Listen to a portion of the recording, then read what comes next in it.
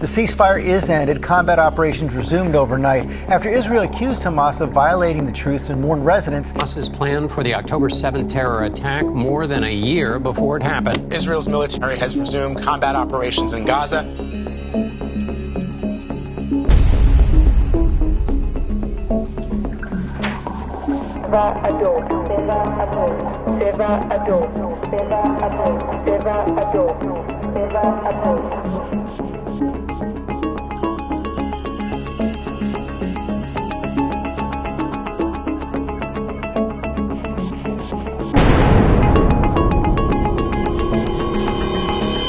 Así como lo escuchaste, así lo escucharon ellos. Hoy a las 7 en punto de la mañana se rompió la tregua.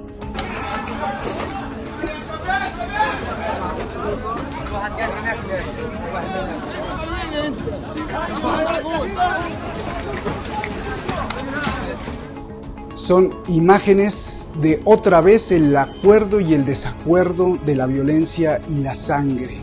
La Franja de Gaza, Israel, la Franja de Gaza, experimentan otra vez el ritmo de la violencia y el ritmo de la muerte. Así de un plumazo, pues cientos de personas han muerto. Apenas había durado 7 días de paz.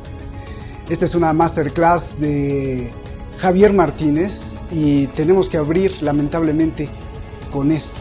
Soy Roberto de la Madrid y esto es Detrás de la Razón. Comenzamos.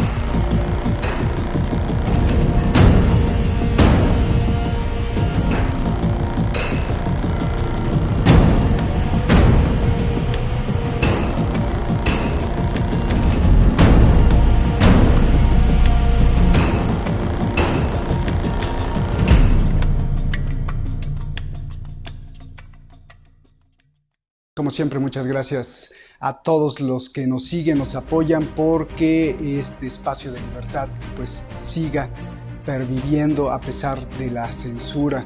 Y lamentablemente con todas estas noticias, pues el Big Tech no quiere que sigamos diciendo, denunciando, alzando la voz. Javier, ¿cómo estás? Qué gusto saludarte y gracias siempre por la preparación de esta clase magistral, pero pues tenemos que empezar con esto. Tú mismo nos alertaste hoy tempranito en la mañana de que la tregua se había roto. Explícanos qué pasó, porque tienes mucha información, Javier, te vamos a poner mucha atención como siempre y adelante. Pues sí, mi querido Roberto, Shadi y equipo de Detrás de la Razón y todos nuestros seguidores. Estaba despertándome cuando recibía información justo antes de desayunar de que Hamás había violado la tregua y que las fuerzas de defensa israelíes reanudaban los combates en Gaza, como tú bien has explicado, después de una tregua escasa de una semana desde el 22 de noviembre pasado. Hubo lanzamientos de cohetes, de misiles desde Gaza, cerca de las 7 de la mañana. La operación militar de Israel en la franja de Gaza se ha reactivado después, ya veremos cómo se retroalimentan los extremos. Hamás no cumplió, por una parte antes del lanzamiento de misiles, Hamás no cumplió con la liberación pactada de los rehenes como se estaba desarrollando. Lanzó cohetes contra Israel, no liberó Hamás a todas las mujeres prisioneras, que era una de las condiciones que se querían previas. También es verdad, y esto permitidme que lo diga porque así lo siento, con mucho coraje y mucha rabia, que existe esa misoginia, y digo bien el término, misoginia, en las religiones abrahamánicas, en concreto, en especial en el islamismo y en el judaísmo ultraortodoxo. Debe ser que tienen mucho miedo a las mujeres, algo ancestral, psicológico, por eso lo de la misoginia y no liberar a las mujeres. Tras una semana, como bien decías, de alto el fuego, Hamás había liberado a 150 civiles cautivos, de los cuales 81 eran ciudadanos israelíes. Y en contrapartida fueron liberados por Israel 210 prisioneros palestinos, todos mujeres y menores, escandalosamente prisioneros, mujeres y menores. Se facilitaba o se facilitó la entrada de ayuda humanitaria en el territorio. Hamás, según la oficina del Prime Minister Bibi Netanyahu, no honró, palabras de Netanyahu, sus compromisos y lanzó cohetes contra Israel. Se estima que aún continúan como rehenes 137 personas. Los esfuerzos, no obstante, para restablecer la tregua, según otras fuentes que he tenido, fuentes palestinas y fuentes de oficina catarí de AFP, continúan aparentemente las negociaciones. Ya sabemos lo de la diplomacia en primer, segundo y tercer plano.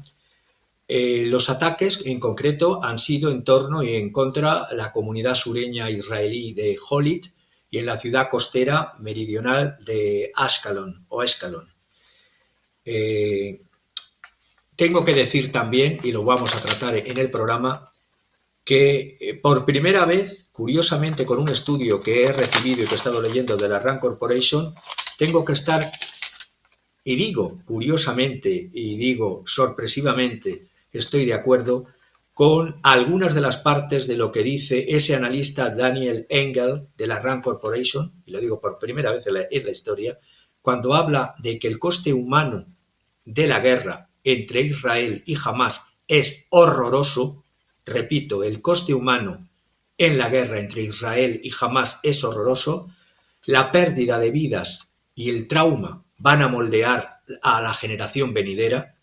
Los costes económicos de esta violencia ya se han cifrado en este estudio, que no me voy a centrar solo en él porque tenemos muchos temas, ya se han cifrado en torno a 400.000 millones de dólares de pérdidas en una década para Israel, y para los palestinos, desgraciadamente, los costes pueden ser tan grandes que socaven la posibilidad de un Estado palestino independiente. Con arreglo a este pensamiento con el cual comparto plenamente con este analista de la Rand Corporation, a quien he criticado durante años y criticaré en todo lo que veo que es una vil manipulación, en este primera parte o pensamiento lo hago común, porque los beneficios económicos de la paz es la única vía que pueden hacer terminar este conflicto.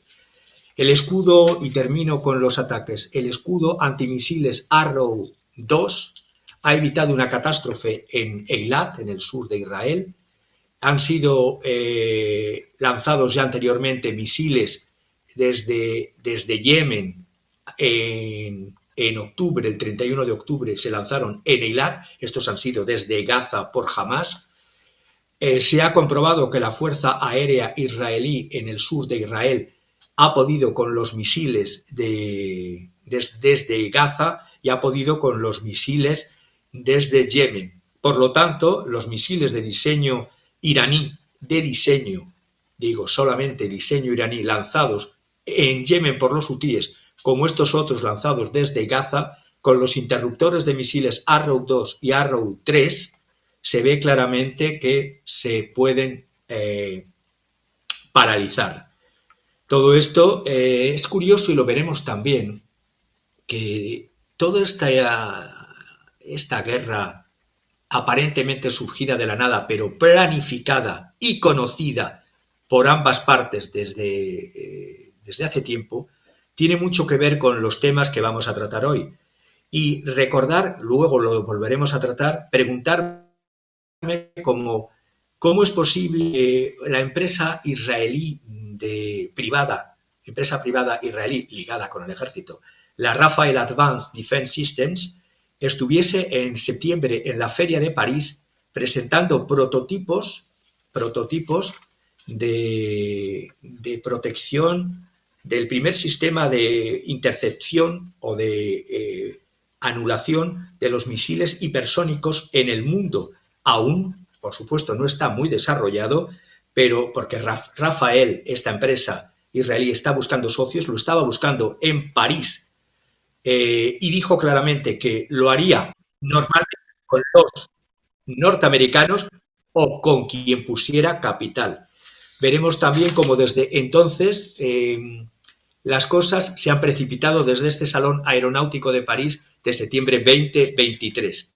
¿Por qué lo digo? Porque era la primera vez que se hablaba de un interceptor y derribador de misiles hipersónicos, el llamado Sky Sonic, que derriba misiles hipersónicos a velocidades superiores de Mach 5, y ahí había muchas otras empresas. Estaban las empresas norteamericanas, Raytheon Technologies, con su portavoz Joseph de Antona, estaba el complejo militar antimisiles y aéreo de Europa, de la Unión Europea, la MBDA, que es la fusión de Airbus Device Systems y de Leonardo, y había otros muchos que no eran empresas que estaban oyendo y que estaban viendo. Y curiosamente desde entonces, y por otras muchas cosas que ha desarrollado, realizado Bibi Netanyahu, estamos en la situación en la que estamos, que no era, y vamos a explicar por qué, sorpresiva,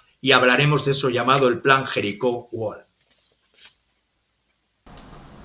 Muy bien, interesantísimo eso de los misiles, del asesino de misiles hipersónicos o más allá de los supersónicos que nos tenían acostumbrados. Hay que estar mirando justamente porque por ahí en el desarrollo de la tecnología y en la coyuntura con Rusia, porque hay que recordar que Rusia es el que por lo menos públicamente innovó y no descubrió, sino que empezó a producir desde hace tiempo ya misiles hipersónicos, desde Putin, que nos decía que son imparables, indestructibles. Javier, pues ahora sí, al fondo, ¿no?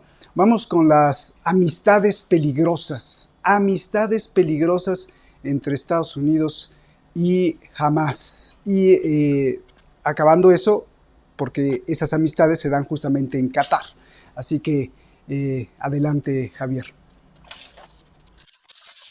Pues sí, hemos elegido en común este tema en relación a una obra del siglo XVIII de Georges Delors de Laclos, Las amistades peligrosas, Les liaisons dangereuses, porque realmente son amistades peligrosas y no son ya teorías conspiranoicas, sino que se ha pasado en la revolución de la narrativa de los High Street Media de Occidente, del Washington Post o del Associated Press, se ha pasado de lo que parecía o se decía o se acusaba que eran teorías conspiranoicas a lo que es una realidad de los hechos de conspiración, realidad de los hechos de conspiración, hechos que son políticamente, más que hechos políticamente incorrectos. Es un hecho probado y conocido, y cito no solo al guapo, al Washington Post o a AP, Associated Press, y no voy a citar más fuentes, que Doha, la capital de Qatar, alberga desde el 2012 oficinas, mejor dicho, las de los talibanes desde mucho antes, alberga la capital de Qatar, las oficinas de los talibanes durante la guerra de más de 20 años que se ha tenido entre Estados Unidos en Afganistán, y es un hecho probado y empieza a ser conocido, curiosamente, que Qatar dice que la oficina política de Hamás desde el 2012, ojo, 2012, oficina política de Qatar, y luego diré por qué es importante decir Qatar, oficina donde están también la mayor base de los Estados Unidos en Asia, pero bueno. Qatar dice que la oficina política de Hamás surgió a petición de funcionarios estadounidenses que querían establecer un canal de comunicación, ya he explicado en otras intervenciones lo que son los distintos canales de la diplomacia oficial y la extraoficial, la que se hace entre bambalinas y que aquí también explicamos o intentamos explicar. De la misma manera que tuvieron conversaciones, contactos los norteamericanos con los talibanes en el pasado, este soft power o poder blando con esteroides que les gusta tanto a los anglosajones, británicos y norteamericanos, ha sido movilizado por y para los intereses de USA. Aquí las víctimas que está habiendo, civiles y militares, pero bueno, me centro en civiles, tanto palestinos como israelíes, habría que reclamar la responsabilidad, y se la reclamará no solo la historia, yo creo que los hechos van más acelerados, tanto de los gobernantes de Israel, los gobernantes de Estados Unidos y los gobernantes de Hamás y otros grupos calificados internacionalmente como terroristas, que por cierto mantienen conversaciones desde el 2012, comunicación o canal de comunicación con los Estados Unidos. Alojar organizaciones con las que no se puede ver a los Estados Unidos en público, claro, se dice no se les puede ver hablar en público. Esto es parte de esa política. La narrativa oficial sobre la última guerra entre Israel y Hamás está cambiando. El 7 de octubre, Hamás, como sabemos, lanzó un ataque brutal y furtivo, sin precedentes, contra Israel durante el fin de semana ese del 7 de octubre. Recordemos que ha sido la mayor muerte de judíos desde el Holocausto. Netanyahu prometió, como si no hubiera sabido nada y como si hubiera sido sorpresivo, represalias contra Hamás, que se la está sufriendo el pueblo palestino, como nunca antes habían conocido. Eso admite que... Por cierto, Javier, te interrumpo. Esto de las conspiraciones, solo para reafirmar lo que estás diciendo, medios alternativos, incluso aquí nosotros hicimos hace 2 semanas, una semana, y en el micrófono cerrado pasado, sobre justo esto que estás diciendo, pero lo que importa mucho es la versión oficial. Qué bueno que lo mencionas, porque justo ahora el New York Times está revelando con sus propias investigaciones y documentos que obtuvo que el gobierno de Netanyahu sabía desde hace un año el plan detallado de la incursión de Hamás. O sea, esto es... perdón, Javier, pero creo que era necesario apuntarlo. Ese es el plan Jericó que vamos a comentar conjuntamente, porque aquí el 7 de octubre, cuando nos dicen que sorpresivamente se atacó y se mataron a 1.300 israelíes y no israelíes, es decir, extranjeros, y miles de heridos y más de 240 rehenes, y estamos viendo que desde el 2012 hay conversaciones, no solamente entre Estados Unidos y Hamás, en Qatar, sino que las conversaciones ahora en Qatar, con este mismo mediador, Qatar, ya veremos lo de Qatar también, también era conocido los envíos y permisos de dinero y las facilitaciones de dinero por parte de Qatar a Hamás y a la Franja de Gaza con el consentimiento y el beneplácito y el aplauso y asentimiento de Bibi Netanyahu.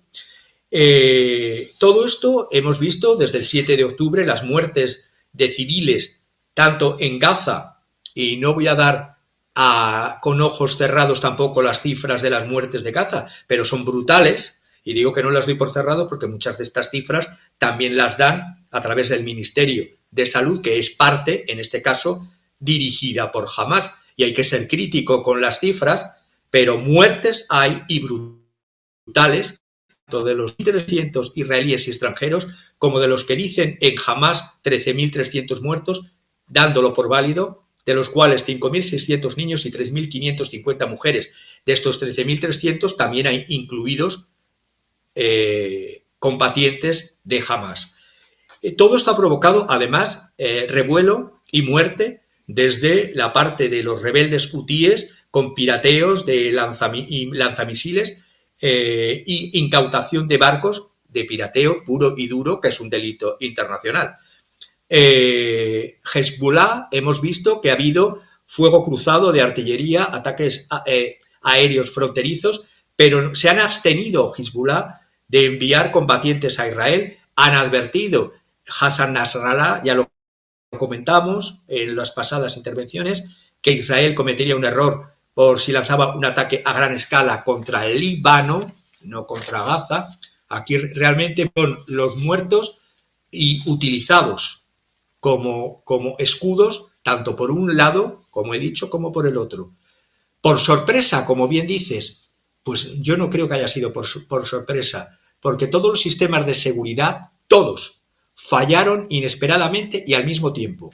El mismo Netanyahu lo calificó de Pearl Harbor momento Pearl Harbor. Ya sabemos por la historia que Pearl Harbor era conocido a priori. Se rompió el muro fronterizo, se capturaron algunas bases militares, se llevaron a decenas de rehenes militares y civiles a Gaza. Hamás disparó 2.200 cohetes ese día del 7 de octubre. Los pistoleros, los gunners, procedían como si fuera una película, como bien sabemos, por tierra, mar y aire. Israel respondió después y tarde lanzando ataques aéreos dentro de la franja e incluso con helicóptero atacando a tirios y troyanos. ¿Cómo, me pregunto yo, pudo un grupo calificado de terrorista, con el cual se tiene conversaciones desde el 2012, la mal llamada primera potencia mundial en Qatar, donde está la mayor base de los Estados Unidos con armamento nuclear de todo Asia? ¿Cómo pudo un grupo terrorista de uno de los enclaves más pobres, junto con Yemen, más pobres del mundo, Gaza, encima está sometido a bloqueo, cómo pudo lanzar un ataque tan devastador? Es decir, eso requiere tiempo, requiere logística, requiere armas. Repito, 2.200 cohetes se lanzaron. Israel se había retirado de Gaza en el 2005, pero la había bloqueado. Dinero. Israel se había bunkerizado supuestamente. Miles de millones de dólares han fluido a través, por una parte, de la Unión Europea, de Suiza, de Reino Unido, de los Estados Unidos, a través de ONGs. Ese dinero, ahora se ha fiscalizado esos dineros a dónde van. ¿Van a quitar el hambre y la sed de los pueblos? ¿O van a la realización de venta de armas para poner de escudos y muertos a los pueblos y a los civiles de un lado y de otro? Porque las guerras, si tuviesen coraje y tuviesen valentía, no se pondría a los pueblos de pantalla. Se iría como se iba, ejército contra ejército, y a matarse. y a matarse, pero no poner a los civiles de pantalla, porque la inversión, además multimillonaria, de esa supuesta cúpula de acero o de hierro, esto haría pensar, ¿realmente era una cúpula de acero o de hierro o era todo preparado, como vamos a ver con detalle? El sistema fronterizo, además inteligente, con sensores y con muros subterráneos, también falló. Ha habido luchas internas de estos meses pasados dentro de Israel entre servicios militares y servicios de inteligencia. Ha habido disputas políticas sobre las monstruosas reformas judiciales que planteaba el primer ministro Bibi Netanyahu. Bibi Netanyahu necesitaba un acicate, o eso pensaba él, unificador para fortalecerle en el poder. Ha habido intromisión, sí, ha habido intromisión y descarada del gobierno de Biden. Biden-Netanyahu no son conciliables y veré luego el porqué.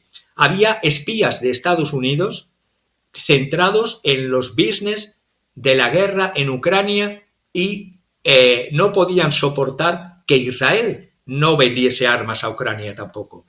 Tampoco podían soportar los Estados Unidos de Biden el acercamiento entre Arabia Saudita e Israel. Tampoco ese megaproyecto IMEC de Corredor Económico India-Oriente Medio se ha ido al garete sí o sí. El fin justifica los medios.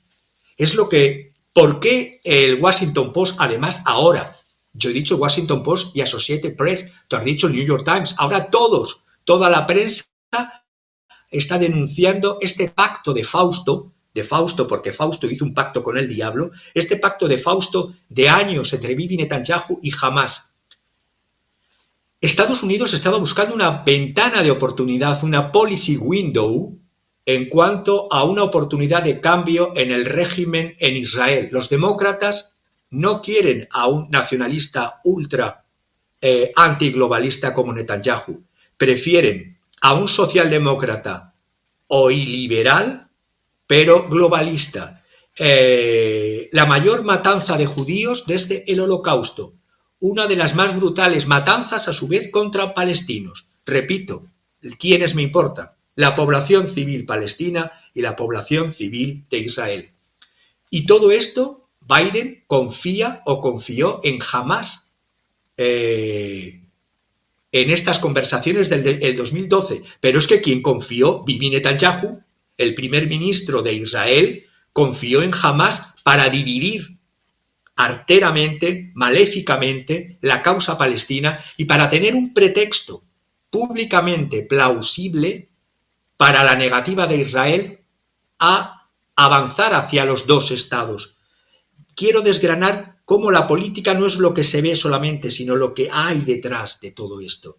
Es decir, estamos viendo hasta durante una semana acuerdos de liberación periódica de prisioneros. Estábamos viendo transferencias de dinero de Qatar en el pasado para pagar salarios públicos. ¿Solo para pagar salarios públicos en Gaza? Para mejorar infraestructuras. ¿Se han mejorado las infraestructuras en Gaza? Todo ello ha servido para financiar operaciones militares de Hamás. Y en ese acuerdo fáustico hablo de la responsabilidad de los demócratas en la persona del POTUS Biden. Hablo de la responsabilidad de Bibi Netanyahu. Hablo de la responsabilidad de Hamás. Ese acuerdo fáustico de Israel-Netanyahu. Hablo de personas y responsables políticos, no de los pueblos. Con Hamás y sus dirigentes durante más de una década. ¿Ha mejorado el nivel de vida de Gaza con el gobierno de Hamás?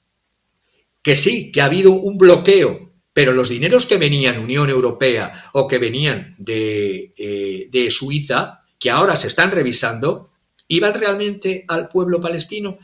Aquí vemos una lucha entre los globalistas, una vez más en geoestrategia, entre los globalistas liberales que planteaban una revolución de color. Pensemos en las protestas que se estaban dirigiendo contra debilitar el Estado gobernado por Bibi Netanyahu.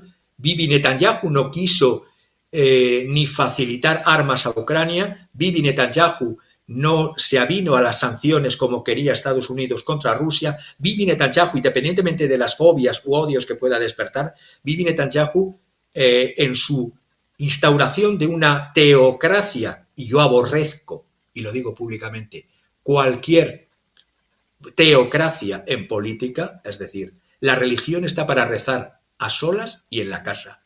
Las teocracias crean muerte, se llamen islamismo político o se llamen sionismo revisionista. Se quería ver por parte de Estados Unidos un segundo frente de los Estados Unidos en Eurasia.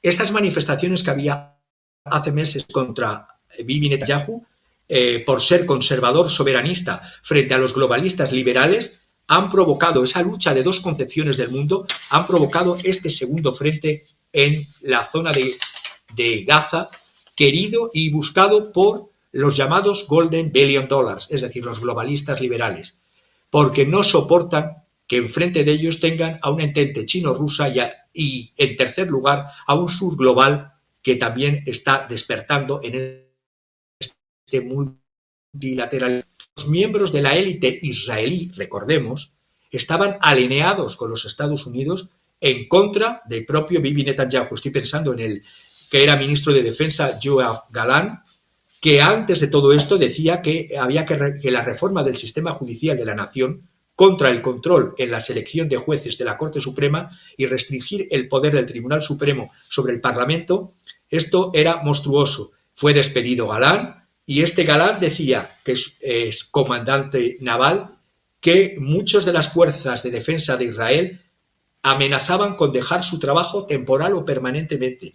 El jefe del Estado Mayor de las Fuerzas de Defensa de Israel, teniente general Herzi Halevi, decía que los reservistas estaban agotados. A pesar de todo esto, la sociedad israelí estaba profundamente y está profundamente dividida entre conservadores soberanistas y liberales globalistas, a los que hay que unir esa enjambre de sionistas teocráticos, que es como repetir el islam. Si por una parte está el islamismo político, ya sea suní, ya sea chiita, está por así decirlo, el judaísmo llevado, o la excusa del judaísmo llevada al poder. Los USA, permitidme que termine, estaba preparando una guerra no convencional para desestabilizar a Israel y con la colaboración de su propia burocracia militar, de los propios infiltrados en servicio de inteligencia y propios grupos o miembros de la diplomacia. Se quería, repito, que Israel, y no lo hizo Netanyahu, es su castigo, armase a Ucrania.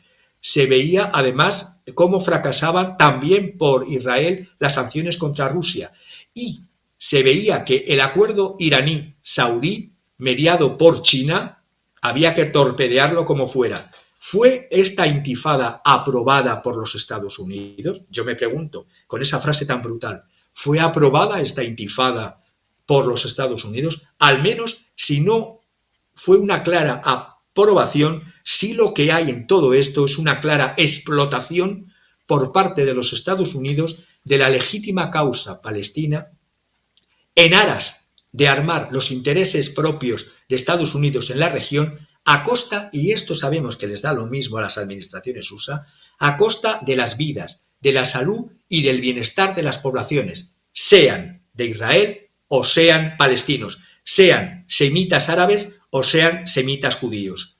En Qatar reside, entre otros, que lo vamos a ver también, oficialmente el designado como terrorista, muchos de los designados como terroristas de Hamas, pero también alberga Qatar, al ladito. Si lo que quieren es eliminarles, los tienen al ladito. Está la base militar más grande entre Europa y Japón de los Estados Unidos. Qatar, yo me preguntaría, ¿qué rol tiene Qatar? Muy bien, y qué triste, Javier, qué triste. Uno, que utilicen a los pueblos. Dos, que engañen a los pueblos. Tres, que toda esa bandera, ideología de líderes revolucionarios, de líderes rebeldes, de líderes que se enfrentan o desafían o retan al imperialismo, al final tengan conexiones indirectas, que ya es grave, con el imperio, directas, que es peor de grave, pero finalmente relaciones, conexiones, acuerdos, a costa del engaño al pueblo, a costa del engaño ideológico al pueblo, porque yo veo a mucha gente, no solo Palestina, sino de diferentes partidos políticos en el mundo, en otros temas, en otras latitudes, que levantan con mucho amor y compasión y con fe, creyendo en su líder, pero al final la conexión del interés económico para mantener el poder siempre tiene pues un camino hacia la Roma del dinero, hacia la corrupción, hacia la tergiversación de los valores y sobre todo al aprovechamiento y abuso de la confianza del pueblo. ¿Cuándo viste, por ejemplo, un líder hutí que eran revolucionarios, que promovían la equidad, la igualdad, que querían quitarse de encima el yugo de Estados Unidos? En primer lugar, ¿cuándo viste a uno de esos líderes estar luchando en el campo de batalla? Jamás, jamás.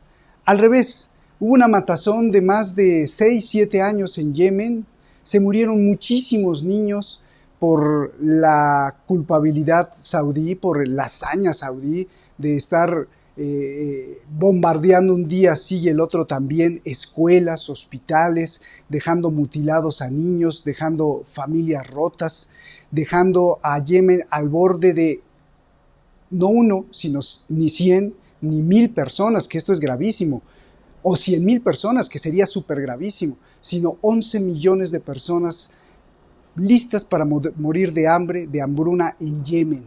Pero los líderes hutíes nunca se murieron, al revés, estaban en palacetes, en lugares seguros, con manjares, con comidas, y para acabarla, y para el colmo, al final de la guerra se sientan en un salón de lujo con los saudíes a darse la mano. Es increíble. Y así con Hamás, y así con muchos otros. Y si le buscas, al final, lo que dices, Javier, qué razón tienes, al final la conexión por la ambición de poder resulta ser que está conectada siempre con los flujos del propio imperio, a quien dicen derrotar, porque todos siempre prometen que lo están derrotando, que están avanzando en contra de él, que nunca van a sucumbir, pero todo esto es tan irreal, tan hipócrita y tan trágico sobre todo para el pueblo. Perdón que te haya interrumpido así, pero es que de verdad que me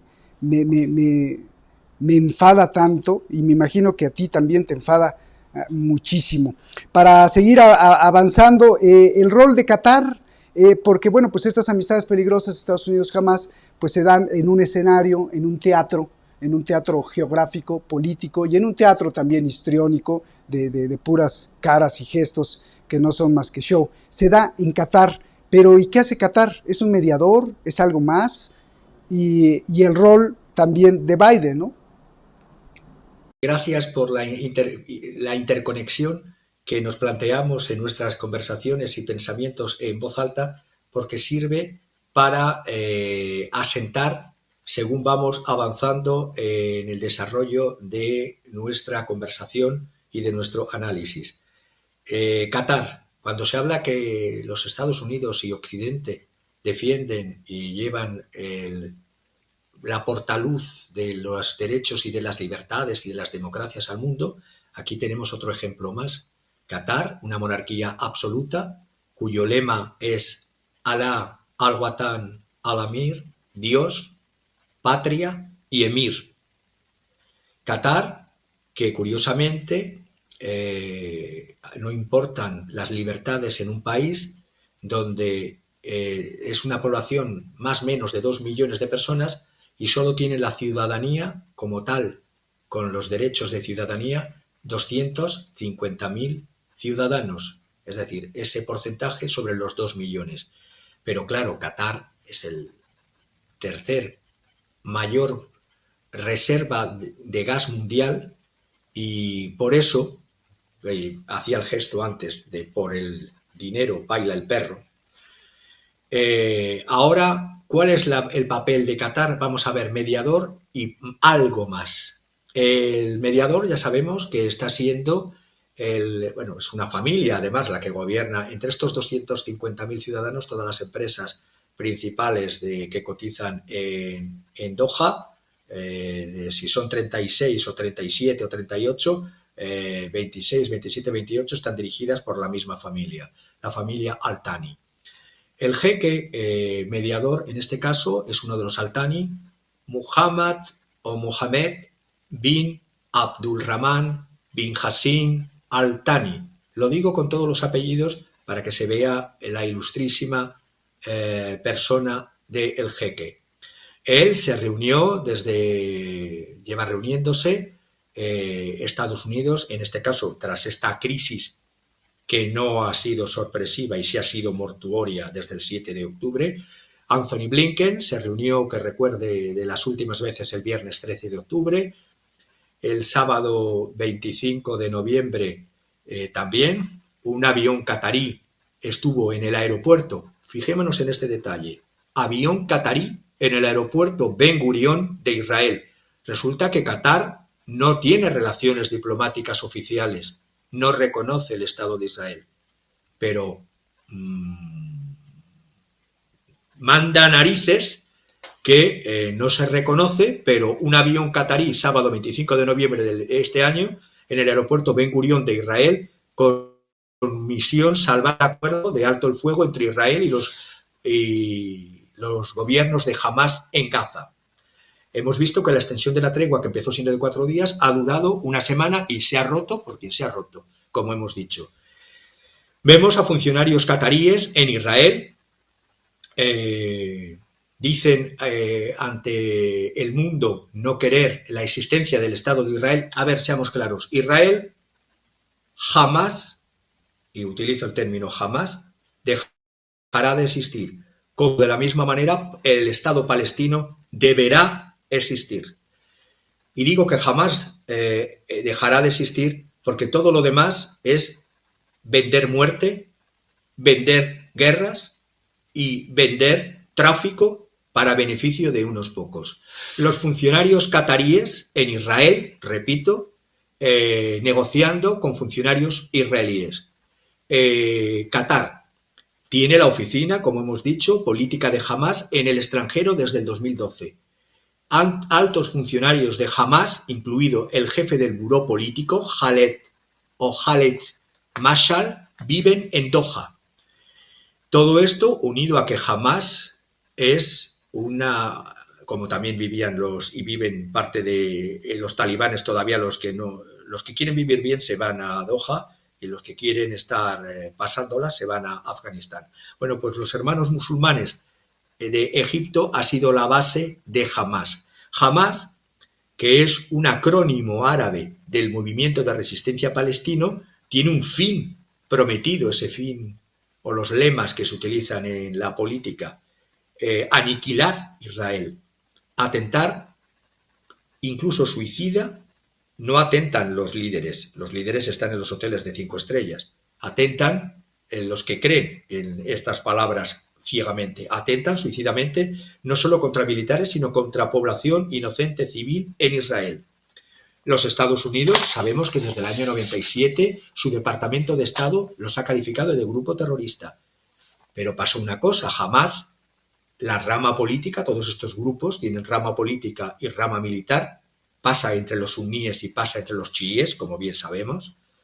Ganó las elecciones parlamentarias en el 2006. En 2007 tomó violentamente el control de la Franja de Gaza, enfrentándose a la autoridad palestina dominada por el movimiento laico Al-Fatah.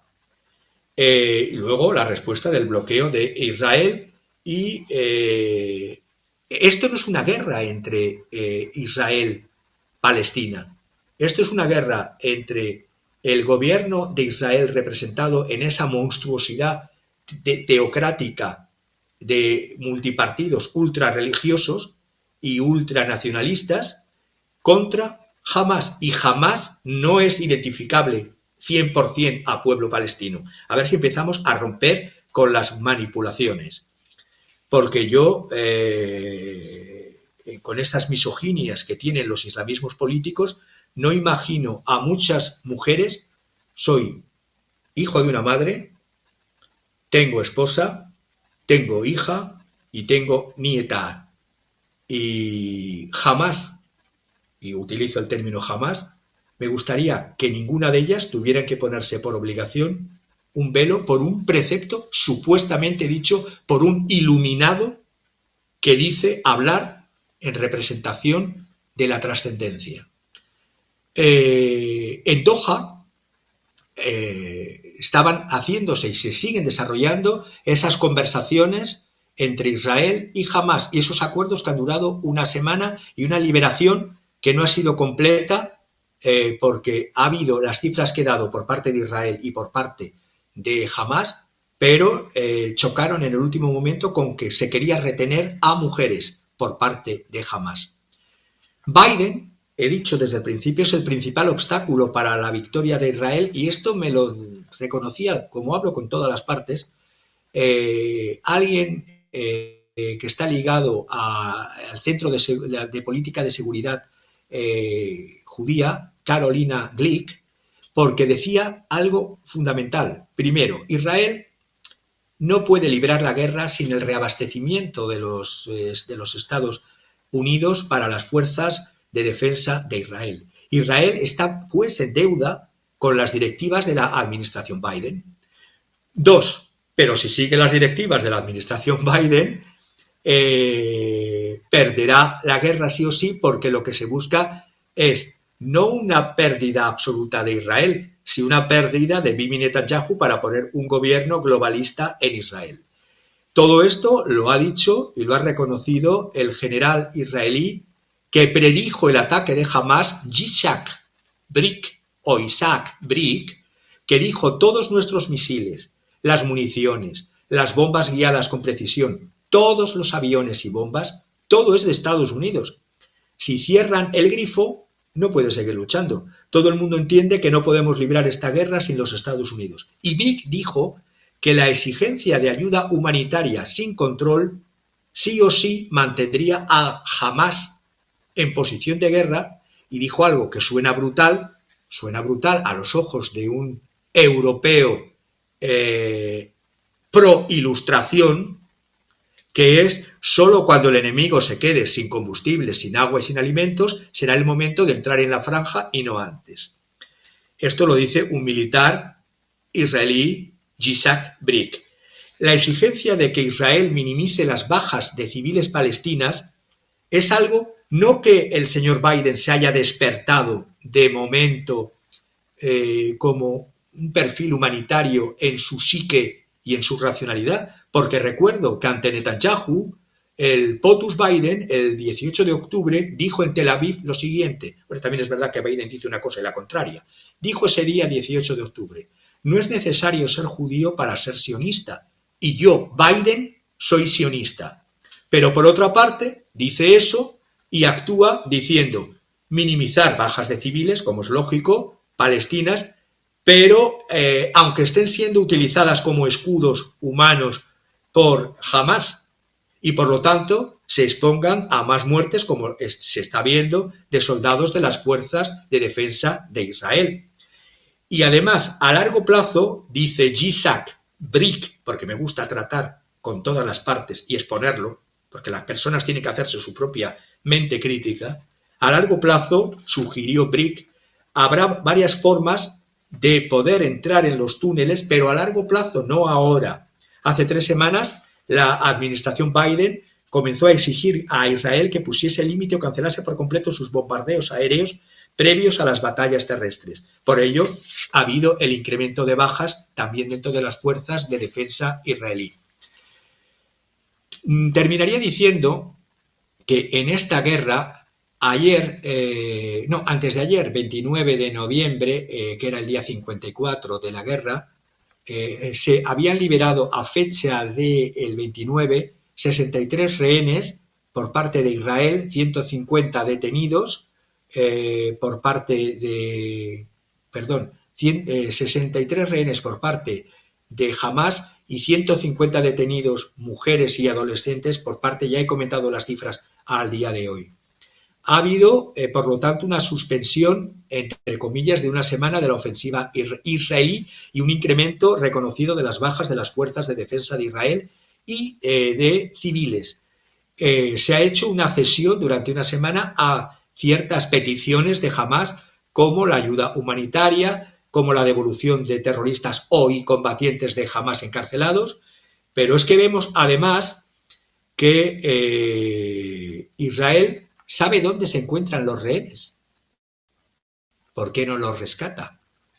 Esto lo dice el Daily Express de UK. Hamás mantiene a los rehenes entre los civiles palestinos. Cuando Biden pide no más daños colaterales es porque está en una campaña y ha habido manifestaciones internacionales, porque la vez anterior decía que no hay que ser judío para ser sionista. Entonces, pidió disculpas en reunión con los líderes musulmanes el 26 de octubre, cuando dijo el propio Biden, pero ya sabemos el teatro Biden, lamento, estoy decepcionado conmigo mismo. Esto es lo que dijo el POTUS Biden. Y la solicitud de ayuda a Israel, por otra parte, la ha pedido de 14.300 millones de dólares en suministros militares, por otra parte. Biden, repito y termino, no quiere que gane Netanyahu. Biden no quiere que gane Netanyahu. El asunto le ha venido de perlas el que Egipto, por interés también propio del propio presidente Abdel Fattah al-Sisi, no quiere que, no solamente porque se vacíe Gaza y porque haya algo que es ilegal desde el punto de vista del derecho internacional, que es el desplazamiento masivo de población y el vaciamiento de estados para ser ocupados por invasores de otro estado, no. Esto tiene que ver con que no quiere Egipto que entre esos desplazados que fueran a Egipto fuera otra vez otra remesa masiva de hermanos musulmanes. Recordemos, antes de la llegada de Abdel Fattah al-Sisi, lo que era Egipto en manos de los hermanos musulmanes. Los del norte de la franja ahora están concentrados en el sur, entre el Niet, el no egipcio, digo el Niet a la rusa, el Niet egipcio, a ese éxodo masivo y a ese desplazamiento forzado poblacional, más la orden, ese dictat que Biden ha hecho porque está en campaña electoral para salvar a la opinión pública. Netanyahu está en un callejón sin salida y yo veo claramente que la suerte está echada para Netanyahu, pero también la suerte está echada para Hamás. Esto va a terminar, y lo digo desde aquí, con el descabezamiento y asesinamiento de líderes de Hamás y con el descabezamiento, y no sé si juzgar a Bibi Netanyahu, porque los acuerdos de Abraham anti-Irán, caput. El descontento de la política regional de Irán, factor clave en la normalización de Turquía con ambos estados árabes, es otra de las situaciones que se han ido desarrollando. El deshielo en las relaciones de Irán con Arabia Saudita y Emiratos Árabes, e incluso precariamente con Egipto, ha ido cambiando el panorama.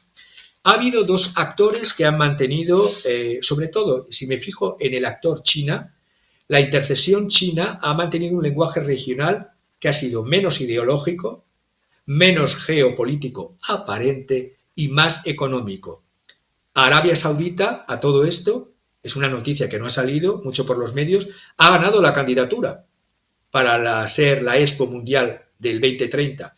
Ha ganado Riad con 119 votos frente a sus competidores que eran Italia, que solo ha obtenido 17, y Corea del Sur, Busan, que solo ha obtenido 29.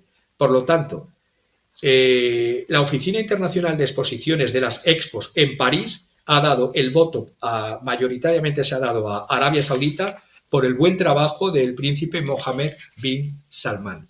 Con eso lo digo con ironía. Entre octubre del año 2030, el célebre 2030, y marzo del 2031, si nuestros ojos todavía lo ven y el mundo resiste a esta locura, Riad tendrá la realización de su programa Visión 2030 del príncipe heredero Mohammed bin Salman. Objetivo, alejar al país de su dependencia del petróleo. Y ahí vemos que están en Arabia Saudita otra familia, porque todos estos regímenes son familia, la familia de los Al Saud. El príncipe Faisal bin Farhan Al Saud es el ministro de Asuntos Exteriores.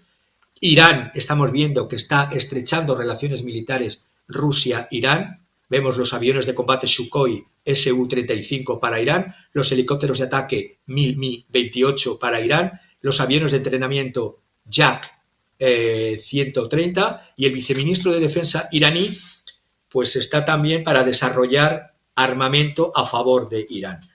El mundo con todo esto no va a ser exactamente igual a lo que estamos conociendo. Se están produciendo verdaderas revoluciones tectónicas en todo el mundo. Y, repito, jamás tampoco va a salir indemne. Pues extensamente y claramente bien explicado y buen trabajo, ¿no?, del príncipe yo siempre le digo bin Salmón, no del príncipe bin Salman, sino tuyo, Javier. Y déjame aquí pasar unas notas del cuaderno de investigación de Shadi, que creo que son elocuentes en este momento. El máximo líder de Hamas, Khaled Meshal, vive refugiado en Qatar desde hace más de 10 años. Vive en Qatar desde hace más de 10 años el máximo líder de Hamas. Y el máximo líder de Hamas político, que es la cara política pública, Ismail Haniyeh, pues rara vez se le ve en Gaza, pero él vive en Turquía. Y los otros líderes, ya de segundo plano, pero líderes máximos también del movimiento Hamas, pues viven en el Líbano. Pues así que, como se dice en México, ¿no? Así que padrísimo estar dirigiendo la guerra, ¿no? Si estás desde lejos.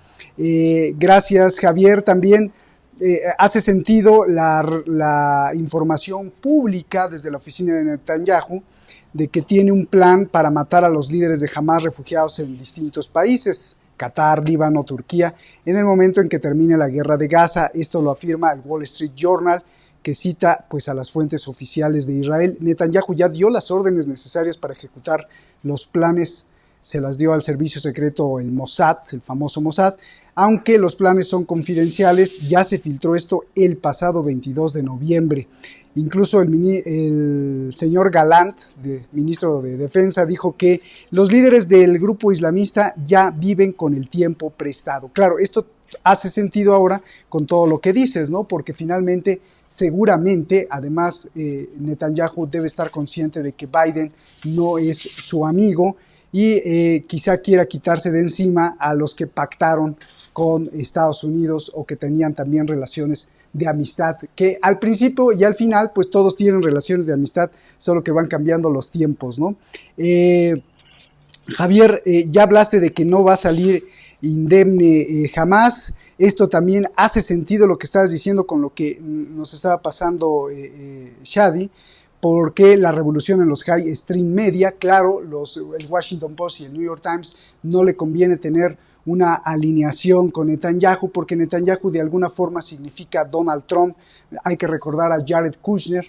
Jared Kushner es el yerno de Donald Trump, que está ahí a propósito metido hasta dentro de la familia Trump, y de hecho hizo que su esposa Ivanka se convirtiera al judaísmo, y que con esto pues era la conexión prácticamente directa con Jerusalén y con Tel Aviv desde el señor Jared Kushner. Entonces, bueno, pues por eso es que Biden está muy preocupado y por eso es que los alineados demócratas medios como el New York Times y el Washington Post pues no les conviene nada. Ahora entendemos bien lo que nos estás explicando.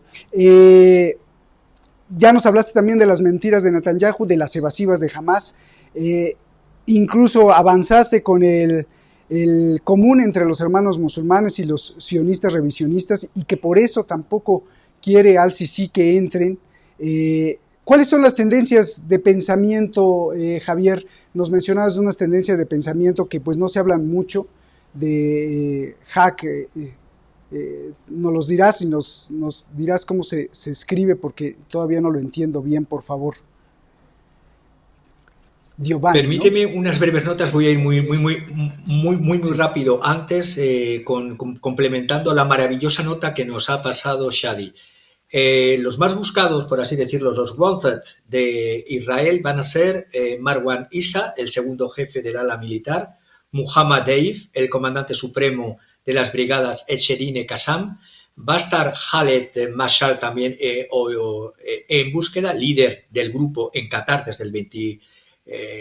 Está viviendo allí.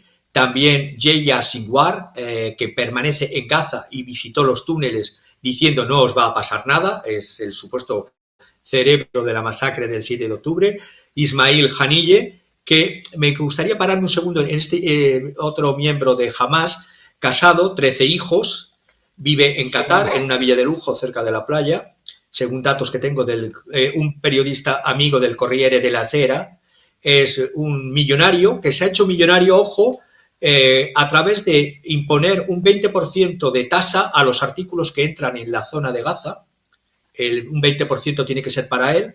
Luego, sus hermanas de este señor de Hamas, Ismail Haniyeh, Jolidia, Leila y Shabbat, están en una población viviendo en Israel, en una ciudad beduina de As-Sabi, en el sur de Israel, y sus hijos han servido en las fuerzas de defensa de Israel, es decir, los sobrinos de Ismail Haniyeh.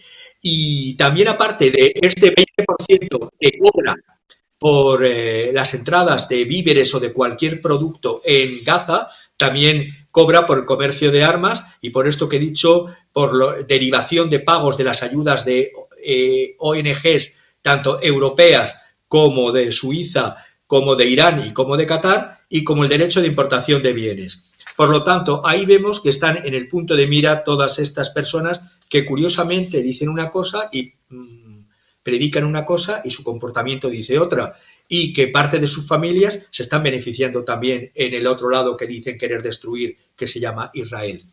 En cuanto a los High Street Media, decir muy rápidamente eso, que todo lo están sacando ahora porque forma parte de que nada es lo que parece, e incluso los mamporreros oficiales de los Estados Unidos en la Unión Europea, véase nuestro presidente, llega tarde y mal, porque ahora con este apoyo a Hamas, cuando ya todo el pescado está vendido, es una cortina de humo por asuntos internos que no me voy a meter ahora mismo. Lo que hay detrás de Benjamín Netanyahu y de las evasivas de Hamas, pues lo he comentado. Simplemente diría muy rápido cómo logró Hamas cavar y construir 500 kilómetros de túneles a una profundidad de 30 metros sin despertar sospecha. Los equipos de perforación de túneles hay que trasladarlos a Gaza, y Gaza está sitiada y bunkerizada. La tierra excavada sería el equivalente a más o menos 1 millón de metros cúbicos. No fue detectado por vigilancia aérea, debe ser que se comían la tierra.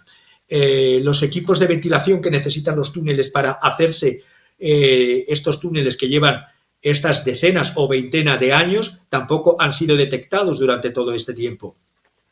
Netanyahu, antes del ataque del 7 de octubre, el 22 de septiembre, en Naciones Unidas presumía en Nueva York de un mapa, que ya lo pasé en otras intervenciones de la semana pasada, creo recordar, un mapa del nuevo Oriente Medio en lo que Israel absorbía a los territorios palestinos.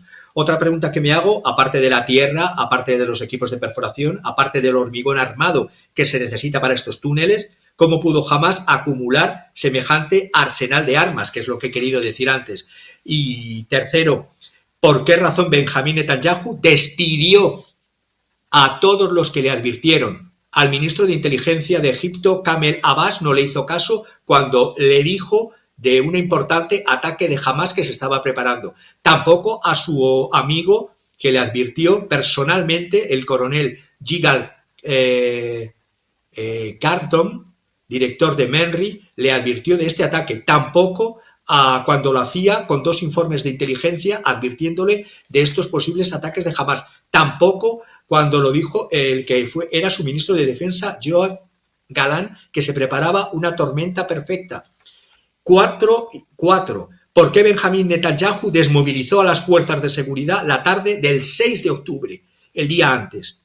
Es decir, les dio permiso a las fuerzas de seguridad para que se retirasen para las fuerzas de Shimhat y Shemini Atzeret. En el momento del ataque no había personal disponible para vigilar la valla de seguridad.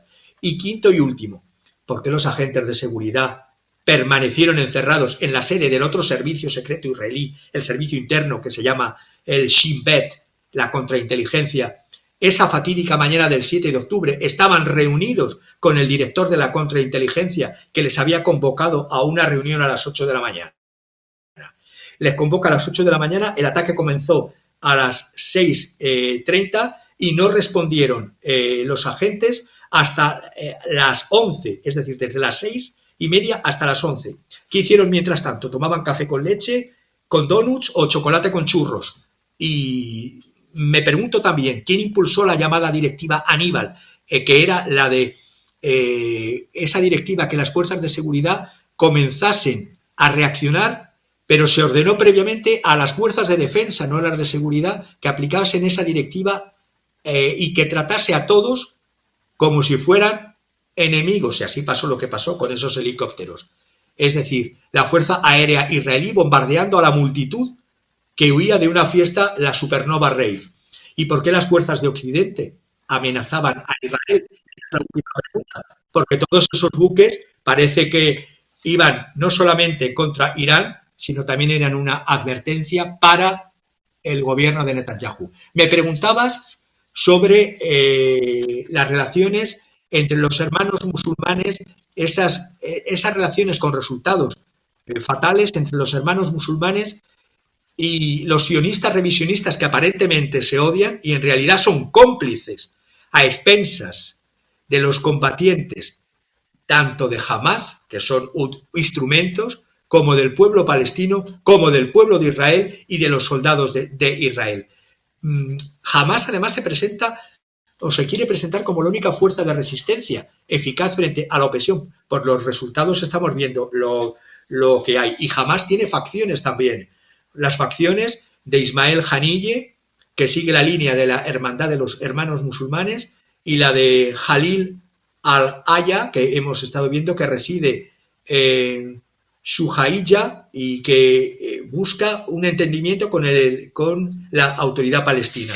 Es decir, va a haber muchas muertes, va a haber descabezamientos de lo que es Hamás y vamos a ver claramente el enfrentamiento de estas tendencias y de estas situaciones. Y cuando tú me preguntabas de las corrientes, pues bueno, hay una... Javier, ahí te interrumpo. Te interrumpo antes de que empieces con las corrientes, solo para hacer un apunte y ya cerrar todo lo que has dicho, y otro apunte también del cuaderno de investigación de Shadi. Justamente esta operación Aníbal, que ya es desde hace mucho tiempo, pero que ahora nos la recordó, fue el ministro precisamente Gallant, que al principio de la ofensiva o contraofensiva de Israel dijo que eran animales y que había que tratarlos como tal y que los iban a desaparecer del mapa. Igual ayer el ministro Gallant se reunió con Blinken y dijo que esto va a estar largo y a fuego lento, o sea que lo van a tratar de desolar a la franja de Gaza. Por otra parte, Christiane Amanpour, que es una periodista, pues una de las periodistas insignia de CNN, por cierto, iraní, se quedó con el ojo cuadrado, así, porque estaba haciendo unas preguntas y ¿qué crees que le dijeron? Le dijeron que los túneles, y esto es porque tú también preguntabas esto de los túneles, ¿cómo es que los construyeron? Tantos y tantos kilómetros a 30 metros bajo la tierra y sin que se dieran cuenta los satélites, que con un satélite das cuenta cómo va cambiando la topografía. Pregunta Christiane Amanpour otras cosas y de pronto el interlocutor, el entrevistado, le dice, sí, cuando Israel tenía control sobre Gaza, recuerdas tú, antes del 2007, Israel construyó los túneles que conectan todo el hospital Al-Shifa, este hospital que ahora pues lo vimos ahí con tanta tragedia, y Christiane Amanpour creyó que se había equivocado el entrevistado y se lo volvió a preguntar, ¿se equivocó usted? ¿Cómo que los israelíes construyeron esos túneles? Sí. ¿Sabes quién era el entrevistado? Ehud Barak. y esto acaba de suceder. Entonces, esto cierra, y perdón que te interrumpo, esto cierra con todo lo que tú estás diciendo, que son una bola de mafiosos todos, y que todos han utilizado como escudos humanos a todos los civiles, y esto es trágicamente. Ahora sí, Javier, trágicamente decirlo y denunciarlo. Ahora sí, Javier, las tendencias, por favor, ya para irnos encaminando al final. Existe una aparente, que se diría imposible, porque aparece como una contradicción entre tradición mística sufí del Islam y las tendencias del pensamiento ikhwani. Pues bien, las corrientes místicas sufíes del Islam, hay una rama, por así decirlo, que viene de la silsila, de la memoria del yerno Ali, y que va en las corrientes del chiismo, del primer imán chiita, Ali, el yerno de Mahoma, pero hay otras corrientes que van de la mano de Abu Bakr, que es el primer califa suní. Ya sabemos que el Islam, desde sus inicios, ha tenido la multiplicación de corrientes enfrentadas entre sí. La Naqshbandiyya es una de las 4 turuk o tarika o órdenes espirituales sufíes que, curiosamente, siempre lo digo cuando quiero recalcar algo previamente, de las 4 principales órdenes espirituales sufíes, de las 4 que a su vez luego se subdividen en subórdenes, ramas y logias, tienen un funcionamiento similar en estructura y en funcionamiento a las logias masónicas.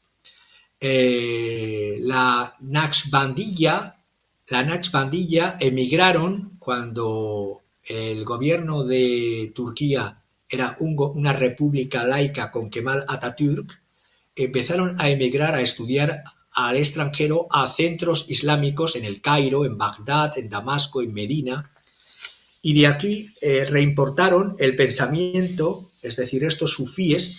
Ese es el matrimonio que quiero señalar, que pareciera contradictorio, entre no todas las órdenes o turuk o tarikas, órdenes espirituales sufíes, pero sí concretamente en esta, la llamada Naqshbandiyya. La Naqshbandiyya, muchos emigraron a estos centros de educación religiosa y reimportaron el pensamiento islamista salafista y la ideología de los hermanos musulmanes, primeramente a Turquía.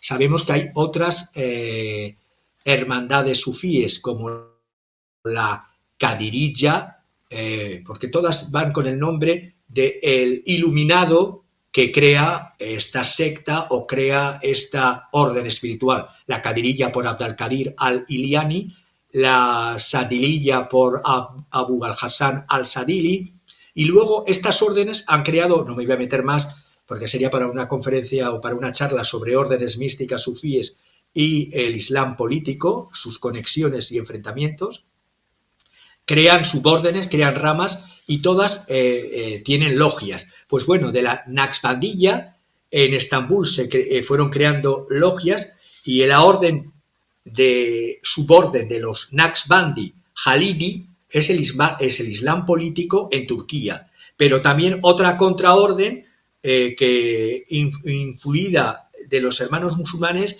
dio lugar a la Milli Görüş, a la Nursi, pero también al movimiento Fethullah Gülen, que está en contra del partido político del Islam político turco, del AKP, Partido Justicia y Desarrollo, porque todos estos grupos, en el fondo, todos hablan con Dios, pero buscan el poder en la tierra y buscan el desarrollo primero de sus intereses personales, a Dios rezando y con el mazo dando, así de claro.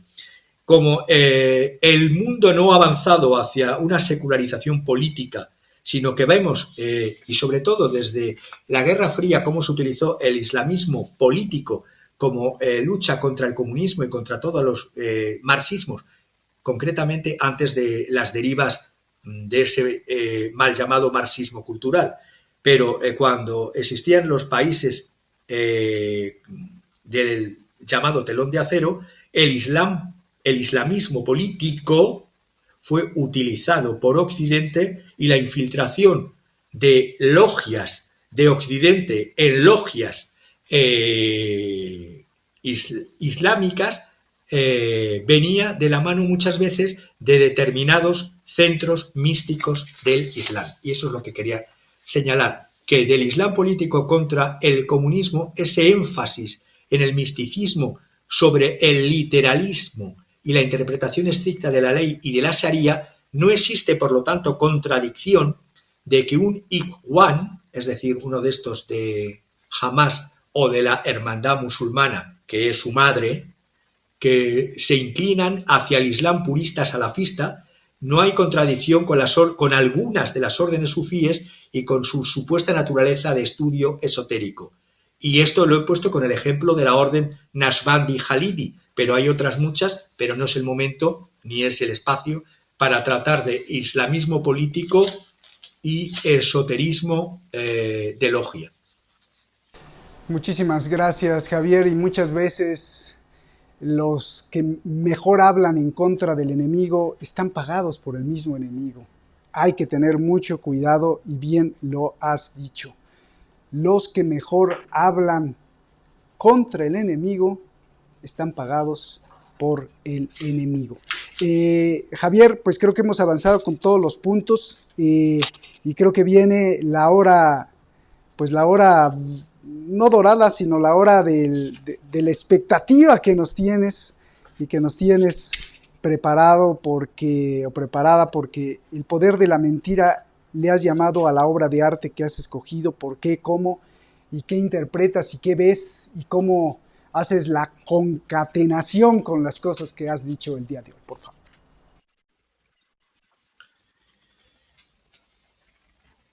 Si vemos la pintura, es de un autor italiano de la época barroca, Nápoles 1615, Roma 1673. El pintor era un pintor barroco llamado Salvatore Rosa. Esta pintura que vemos de este pintor, que era multifacético, era pintor, grabador, músico y poeta napolitano. En su formación coincidió con Francesco Francescano, que fue su cuñado, con el pintor Rivera y con Aniello Falcone. Estuvo en Roma al servicio del cardenal Francesco Maria Brancacci. En Roma entró en contacto con los pintores Bombacciani, pintores de representaciones populares, además de realizar paisajes con mucho éxito. En el 1640 se fue a Firenze, a Florencia, y estuvo bajo la protección del príncipe Giovanni Carlo de Medici, después cardenal Medici. Hasta el año 1649 pintaba obras con personajes primero de la antigüedad como modelos de conducta de autores clásicos y luego también temas truculentos y también temas, curiosamente, de brujería y de hechicería también, y continuó pintando exitosos paisajes. Se fue alejando cada vez más de lo que se llama en arte clasicismo, al estilo de un Claudio de Lorena o de Nicolas Poussin, y fue a plasmar escenarios con mayor dramatismo, como el que vemos ahí, con mayor expresividad y con mayor gusto por lo pintoresco. Yo lo he titulado El poder de la mentira obligada. Decía un filósofo italiano, ya que estamos hablando con italianos y de italianos, este era un autor de apellido italiano pero alemán, Romano Guardini, en su obra Mundo y Persona, cuando el hombre rechaza la verdad, enferma. Y en este mundo oscuro que nos toca vivir de la posverdad, este rechazo se da en el hombre no solo cuando yerra, sino también cuando abandona la verdad. No cuando solamente miente, sino cuando considera que la verdad no le obliga a él. No solo cuando engaña, sino cuando dirige su vida a destruir la verdad. Entonces es cuando el hombre enferma espiritualmente. Porque hay tres clases de verdad. Está la verdad ontológica, y lo explico muy sencillo. Es la adecuación entre nuestro entendimiento y las cosas que hay en el entorno. Cuando vamos en contra de esa verdad ontológica, es la negación de la verdad. En segundo plano, la verdad lógica, como la adecuación de nuestros juicios a la realidad. Cuando lo negamos, entramos en error. Y en tercer y último caso, la verdad moral.